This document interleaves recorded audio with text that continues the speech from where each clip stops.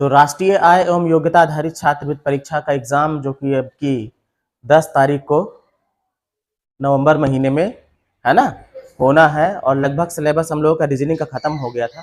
गणित में भी अंक गणित वाला पोर्शन लगभग खत्म है। आज रेखा गणित वाले हिस्से को हम लोग कवर करने की कोशिश करेंगे, और इसमें सबसे ज्यादा प्रश्न जो आते हैं वो आते हैं वृत्त और चक्रीय चतुर्भुज के, और महज एक दो नियम है, उन्हीं नियम पे सारा कुछ होता है। ठीक है, तो हमको देखना है सवाल को लगाने के तरीके के बीच में जो भी नियम आएगा उसको मैं वहीं पे बता दूंगा।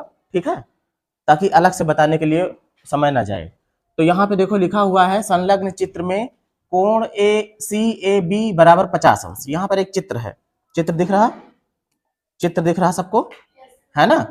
तो इसमें जो कोण सी ए बी है, सी ए बी कहाँ पे बन रहा है, सी ए बी ये वाला कोण, इसको बताया जा रहा है कि ये 50 अंश का है, तथा कोण ए बी सी यहां वाला कितने अंश का है, 70 अंश का है।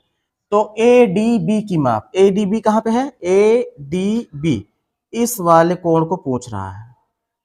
ठीक है, तो कैसे होगा ये, उससे पहले थोड़ा सा समझ लो। ये जो चतुर्भुज इसमें बना हुआ आपको दिख रहा है, ये चक्रीय चतुर्भुज है। कैसा चतुर्भुज है, तो कोई भी ऐसा चतुर्भुज जिसके चारों शीर्ष वृत्त की परिधि पर हो, ये परिधि है इसका, देखो ये चतुर्भुज जो है इसके चारों शीर्ष कहाँ पे हैं, वृत्त की परिधि पे है ना, है ना। तो ये चक्रीय चतुर्भुज है। साथ ही साथ इसमें जो अंदर की बात ये है कि जो वृत्त है, अगर ये सफेद वाले लाइन को छोड़ दें, चक्रीय चतुर्भुज को छोड़ दें, तो आपको ये मिलेगा कि एक वृत्त है और फिर ए बी एक जीवा है, और जीवा के द्वारा परिधि पर एक कोण बनाया गया है, एक ये भी मिल रहा है ना। तो आप कोई भी चीज ना देखो इसमें, बस इतना देखो कि ए बी सी एक त्रिभुज है, ए बी सी एक त्रिभुज है, और त्रिभुज के तीनों कोणों का योग हमेशा 180 अंश होता है। तो अगर कोण ए 50 है, बी 70 है, तो कोण सी हम निकाल सकते हैं, कोण सी हो जाएगा 180 अंश में से हम घटा देंगे इन दोनों को, है ना। बात को समझो, त्रिभुज ए बी सी में अगर हम कोण सी को निकालना चाहें, इस वाले कोण को, तो 180 अंश होता है तीनों का योग। तो अगर इन दोनों को घटा देंगे 180 अंश में से, तो ये वाला कोण मिलेगा कि नहीं मिलेगा, है ना। या ऐसे यूं समझ लो, अगर दिक्कत है तो देखो ऐसे समझ लो, त्रिभुज ए बी सी में कोण सी ए बी प्लस कोण ए बी सी प्लस कोण ए सी बी कहो चाहे बी सी ए कहो, दोनों में ये कोण आ जाएगा। तो बी सी ए तीनों कोणों को अगर जोड़ा जाएगा तो कितना होगा, 180 अंश। सी ए बी आपको पता है कितना है, 50 है, और ए बी सी ये भी कितना है, 70 अंश, और बी सी ए ये वाला तो हमको निकालना ही है। तो कोण बी सी ए, इसका मान नहीं पता है हमें, बी सी ए बराबर कितना, 180 अंश। ये दोनों कितना हो जाएगा, 120 अंश, और प्लस कोण बी सी ए बराबर 180 अंश।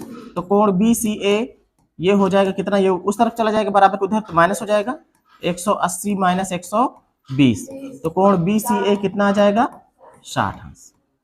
ये वाला कोण हमको मिल गया, कितना निकला ये, 60 अंश। लेकिन हमको निकालना तो ये वाला है ना।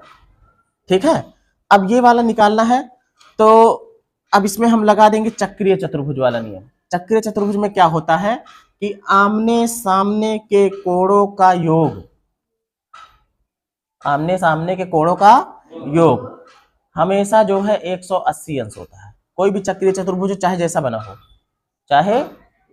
बना हो, लेकिन उसके आमने सामने के जो सम्मुख कोण होंगे उनका योग कितना होता है, 180 होता है। तो अगर ये 60 है तो ये कितना बचा होगा, 120। तो एंगल ए डी बी बराबर 180 अंश माइनस ये वाला कोण, हाँ कोण बी सी ए, यानी कि 180 अंश माइनस 60 अंश, तो बराबर आ जाए कितना, 120 अंश। तो विकल्प कौन सही हो जाएगा, चौथा। ठीक है, अब इस वाले को देखो, अच्छा बताओ क्या ये चक्रीय चतुर्भुज है?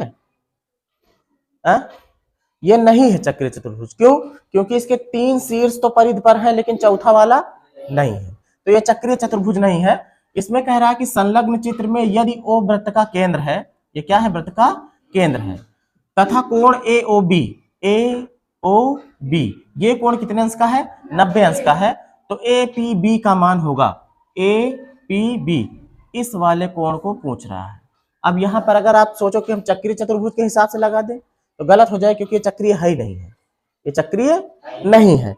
तो इसके लिए हम क्या कर सकते हैं? देखो एक और नियम है वृत्त वाले में कि कोई भी जीवा केंद्र पर जितना कोण बनाती है उसका आधा परिधि पर बनाती है। जैसे या त्रिज्यखंड भी कह सकते हो। त्रिज्यखंड क्या होता है? जैसे मान लीजिए ये वृत्त है, यहां बनाता हूं, अगर ये वृत्त है, ठीक है, ये इसका केंद्र है, तो ये होती है जीवा। ये क्या होती है? जीवा। अगर ये केंद्र पर जो भी कोण बनाएगी, केंद्र पर जो भी कोण बनाएगी, अगर मान लो ये 60 अंश बना रही है तो इसका आधा परिधि पर बनाएगी। कहाँ बनाएगी? परिधि पर। यहाँ 30 होगा, चाहे जिस जगह बनाए, चाहे यहाँ बनाए चाहे यहाँ बनाए, सब कितने होंगे? 30 होंगे। चाहे जहां पर बना दे सब कितने होंगे? 30 होंगे। अब जैसे मैंने कहा था ये जीवा के लिए है ना, वैसे ही अगर जीवा ना भी होती, मान लो ऐसे वृत्त होता, तो ये होता है त्रिज्यखंड। ये क्या है? त्रिज्यखंड। अब ये त्रिज्यखंड मान लो अगर हम यहाँ पे डाट डाट करके एक जीवा बना भी तो सकते हैं, क्या नहीं बना सकते? तो ये जितना कोण यहाँ पे बनाएगा उसका आधा कहाँ बनाएगा? ऊपर बनाएगा। ये बात पक्की है ना? तो इसको 2-3 तरीके से कर सकते हैं। अब अभी देखो इसका त्रिज्यखंड यहां से आ रहा है ना? तो ये वाला कोण जितना होगा इसका आधा ये होगा 45। अरे इस वाले की बात करो, उधर वाला कोण नहीं। इधर कितना है? टोटल 360 होता है। 360 में से ऊपर वाला जो है 90 है, तो इधर कितना बचा? 270। 270 का आधा 135। ये वाला सही होगा। इसमें बात समझ में आई? हम अगर 90 को लेंगे तो हमने तो ये वाला त्रिज्यखंड ले लिया, ये वाला, ये जो बन रहा है ये वाला त्रिज्यखंड ले लिया। हमको कौन सा? भाई इसका आधा ये होगा। बात समझे? यहां वाले का तो आधा, अगर यहां पे हम कहीं बनाते ऐसे, ये यहां वाले का आधा तो ये होता। बात को समझे? समझ में आई बात? यहां जो बन रहा है कोण इस वाले त्रिज्यखंड के द्वारा, इसके द्वारा जितना ये यहां बन रहा है इसका आधा ये होगा। ठीक? तो कोण APB अभी नहीं निकालेंगे, पहले कोण मतलब दीर्घ वृत्तखंड AOB दीर्घ वाले का, इसको जो ये छोटा हिस्सा है, जैसे मान लो कोई वृत्त है, इसको अगर हम इसकी त्रिज्या से काट देते हैं तो काट के 2 टुकड़े हो गया ना, एक इधर वाला टुकड़ा और एक इधर वाला। तो ये जो छोटा होगा उसे लघु त्रिज्यखंड कहेंगे और जो बड़ा होगा उसे दीर्घ त्रिज्यखंड कहेंगे। लघु का कोण यहाँ पे रहेगा, दीर्घ का कोण यहाँ पे रहेगा। टोटल 360 अंश होता है। ठीक है, टोटल कितना होता है? 360। तो लघु और तो हम अभी दीर्घ की बात कर रहे हैं। दीर्घ एंगल AOB ये कितना आ जाएगा भाई? टोटल 360 होता है, इतना 90 है, 90 घटा दोगे तो ये वाला मिल जाएगा ना? मिलेगा कि नहीं मिलेगा? तो 90 घटा देंगे, कितना हो जाएगा? 270 अंश। अब AOB हमको मिल गया है, तो हमारा नियम क्या कहता है कि त्रिज्यखंड द्वारा केंद्र पर बनाए गए कोण का आधा परिधि पर बना कोण होता है। अब इस त्रिज्यखंड द्वारा केंद्र पर कितने का बनने लगा है? 270 अंश का। तो यही त्रिज्यखंड परिधि पर कितना बनाएगा? इसका आधा। तो ये नियम होता है। हाँ, तो कोण APB हमसे पूछा जा रहा था, तो APB बराबर क्या हो जाएगा? जो ये, हाँ, इसका आधा होगा, मतलब कि दीर्घ कोण AOB का क्या होगा? आधा होगा। क्या होगा? 1/2 होगा, है ना? तो कोण APB बराबर 1/2। ये कितना आया था कोण? ये कितना आया था? 270। तो यहाँ 270 लिखेंगे, हल कर दो, 2 1 कम 2, 2 3 6, 2 5 10, 35 1 कम 35, मतलब आ जाएगा 135 अंश। शॉर्ट में तो मैंने करके आपको दिखाया था, अगर ऐसे नजर दौड़ाओगे तो शॉर्ट में बड़े आराम से कर लोगे। आपको बस ये देखना है कि ये मिला, इसका आधा ये होगा। अगर ये 90 है, 360 में से घटा दोगे अगर 90 को, तो ये वाला मिल जाएगा, जस्ट इसका आधा ये फट से 135, है ना।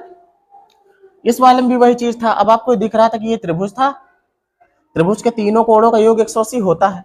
इन दोनों को जोड़ लिया, 7 5 12 120 अंश हो गया, और 180 कुल होता है, तो 180 में से 120 घटाओगे, ये 60 आ जाएगा। कितना आ जाएगा? 60 आ जाएगा। और ये चक्रीय चतुर्भुज है, तो आमने सामने के कोणों का योग 180 अंश होना चाहिए। जब वो 60 है तो ये कितना हो जाएगा? 120 हो जाएगा, है ना।